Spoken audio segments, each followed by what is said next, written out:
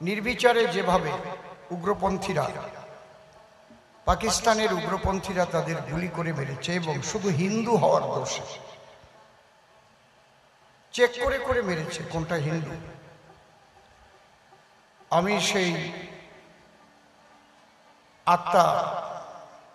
আত্মার প্রতি শ্রদ্ধা জানাই এবং ঈশ্বরের কাছে প্রার্থনা করি, হে প্রভু তাদের তুমি পরম শান্তি দান করো। তবে জানি না ভারত সরকার আর কত ধৈর্য কত সহ্য দেখাবে। সনাতন ধর্মের মানুষ তো আমরা সহজে চাই না যে যুদ্ধ হোক। যুদ্ধ তো ভালো জিনিস না। আমরা যুদ্ধ নয় শান্তি চাই, কিন্তু আমাদের শান্তিতে থাকতে দেবে না। কি অপরাধ করেছিল যারা ওখানে কাশ্মীরে গিয়েছিল? মনে করেন আপনি যদি আপনার স্ত্রীকে নিয়ে যেতেন, আপনার চোখের সামনে, স্ত্রীর চোখের সামনে যদি স্বামীকে গুলি করে মারা হতো, যার যার বাড়ির কথা ভাবেন, বাচ্চা নিয়ে স্বামী হারা হয়ে যদি ফিরতে হতো, সবাই এইভাবে ভাবেন। অপরাধ ছিল কি তাদের? কোনো অপরাধ নাই। একটা অপরাধ কেন? হিন্দু।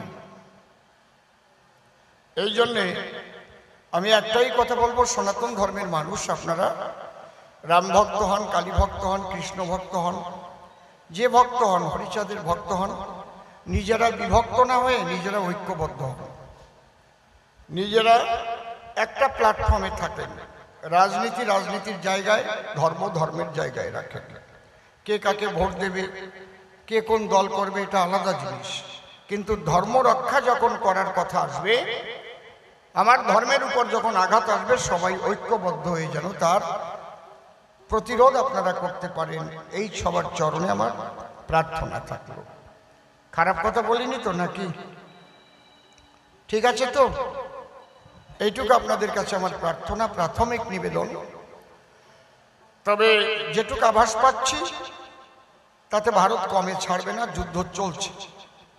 পাকিস্তান গুলি চালানো আরম্ভ করেছে। আমেরিকা, রাশিয়া,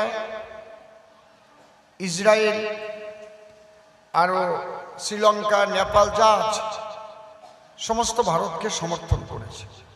এবং ইসরায়েল বলছে, আমেরিকা বলছে, দরকার হলে আমরা যুদ্ধে যোগদান করব। আমার মনে হয় আর দেরি না করে এই সন্ত্রাসবাদ একদম নিশ্চিহ্ন করা উচিত। পৃথিবী থেকে সন্ত্রাসবাদটাকে নিশ্চিহ্ন করা উচিত। মানুষ শান্তিতে বেঁচে থাকতে চায়, দুটো খেয়ে পড়ে, তাই না? কেন এসব